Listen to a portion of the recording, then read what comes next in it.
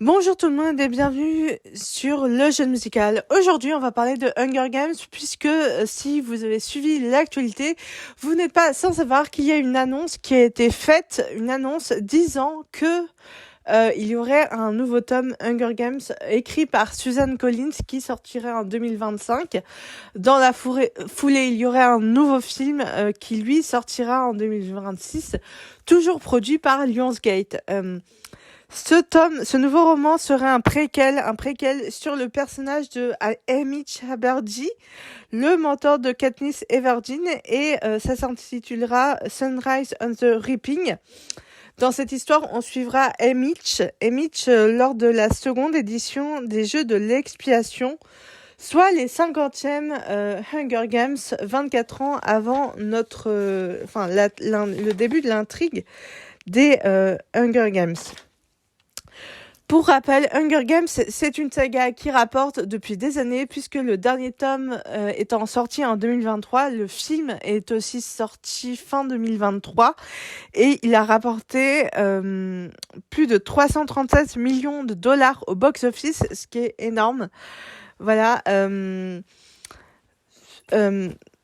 Pour la date de sortie du film, ce serait le 20 novembre 2026 et la sortie du livre, ce serait le 18 mars 2025. Pour l'instant, ce sont que des dates approximatives, mais mine de rien, c'est quand même quelque chose d'assez chouette.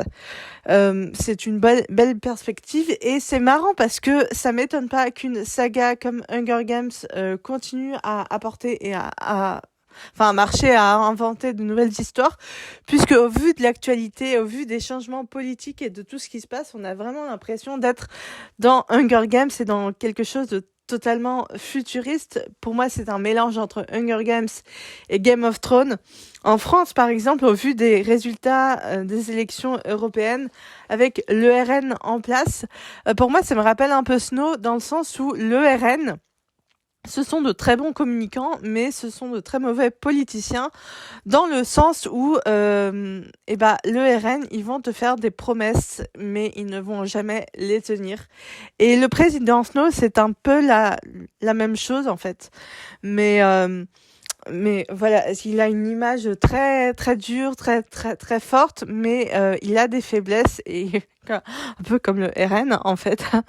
Au final, le RN fait des promesses à son lectorat, mais ils ne vont jamais les tenir. Et c'est quelque chose qu'on retrouve assez souvent dans la fiction dystopique, surtout dans les fictions comme Hunger Games. D'ailleurs, tout ce qui se passe en ce moment avec le RN pourrait faire partie d'une intrigue, d'une dystopie de fiction. Pour rappel, le système politique de Panem s'inspire des régimes autoritaires et totalitaires antiques, mais aussi modernes. Panem s'inspire aussi des jeux de gladiateurs, de tout ce qu'il y avait dans la Grèce antique. Et ma foi, c'est pas faux, mais on n'en est pas encore là avec le RN, mais je trouve en tout cas qu'il y a il y a quelque chose à faire au niveau de l'intrigue, au niveau d'une fiction, au niveau de quelque chose comme ça, puisque en France, si le RN arrive au pouvoir, déjà ce serait une catastrophe, mais aussi au niveau politique, vraiment, ce serait une catastrophe et je pense qu'on se retrouverait à peu près dans la même situation politique que les habitants de Panem au moment où Snow est arrivé au pouvoir. Voilà, ce n'est que mon avis. Mais en tout cas, je pense que c'est quelque chose qui mérite réflexion. J'espère en tout cas que cette théorie vous plaît. J'ai hâte de pouvoir enfin découvrir ce nouveau livre. J'ai hâte d'en savoir un peu plus sur la saga Hunger Games et quelle sera l'histoire d'Haymitch Haberdi, comment a-t-il fait pour devenir le mentor de Katniss? Quel a été son rôle lors de la deuxième édition des Jeux de l'Expiation? C'est tout ça que j'ai envie de savoir. Et sur ce, n'hésitez pas à me dire, vous, ce que vous en pensez dans les commentaires. En tout cas, nous, on se retrouve très bientôt pour une prochaine vidéo, un prochain sujet. Et surtout, restez positifs.